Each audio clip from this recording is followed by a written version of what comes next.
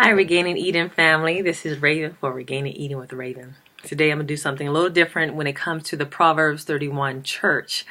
In the beginning, I definitely wanted to just kind of focus on some other aspects, male and with female, and also the church. But as I got into verse 4 and even through verse 8, honestly, I really just got to stick on the church this time. It's deep. So I'm just going to read it through and then we'll talk. It says, "For it is not for kings, O Lemuel, it is not for kings to drink wine, for the prince's strong drink, lest they drink and forget the law and pervert the judgment of the afflicted. A strong drink unto him that is ready to perish, and wine to those that be of heavy hearts. Let them drink and forget his poverty, and remember his misery no more. Open thy mouth for the dumb, and in the cause of all such as are appointed to destruction. Open thy mouth, judge righteously, and plead the cause of the poor and the needy." So, okay, that was 4 through 9. Let me tell you, I start to look at this, and granted, Lemuel, man, talking about what a man should be drinking, giving off drinks to a person who trying to forget their problems, pervert the law, not judging righteously. But honestly, if we think about it as a church, who we're supposed to be in God, I started to really say to myself, we were really supposed to embody the laws of God. I know many of us as Christians in general drink, smoke, eat all kinds of things, do a lot of things, and we don't see how our actions not only affect us, but affect our judgment in helping those who are afflicted. Because that's what the verse was saying here, as well as giving strong drink, and pretty much you're giving it to a person for them to perish. Like, we know, granted, we may like what we like, but the Bible speaks strongly about if we want to cause our brother to stumble, we shouldn't do it. There are a lot of things that may not affect us so strongly, but it affect others.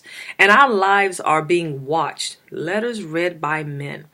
So, especially when it comes to alcohol, the destructiveness of alcohol in general, just on the brain, on the mind, how our judgment, how we think, how we feel, how we react to life, makes us impatient, makes us really depend upon it for relaxation, for stress, instead of going to God. And then how do we teach another person how to handle their stress? A lot of times we say, take a glass of wine, not even realizing that there's the flavonoid, the resveratrol, the antioxidants, all of that is destroyed in the process of even making it. They have to add alcohol to it. That's not even on the bottle to even stop the process of fermentation. Whatever Jesus did back in the day, whether you say Jesus drank, I believe it's grape juice, just because of how things were done back then, they still had strong drink, where there's some serious fermentation. Today, it's alcohol upon alcohol, along with fermentation, that is destroying our white blood cells, pulling water out of our bloodstream, thickening our bloods, causing all kinds of damage to us. That's one. For us as Christians doing that, and then want to say, well, Jesus drank a wine. Let's think about that. Let's think about what it's causing us as Christians today. But how do we help others? We're supposed to be utilizing our mouths to speak for those who cannot speak and help them in ways that they need. Are our judgments being misconstrued, misunderstood? Is it right? When we're trying to help others, are we trying to help others really?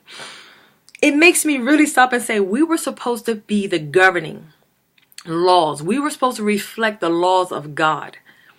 And sometimes in our actions and our ways and things that we're doing, we no longer even keep and we pervert the laws of God. And people are watching that.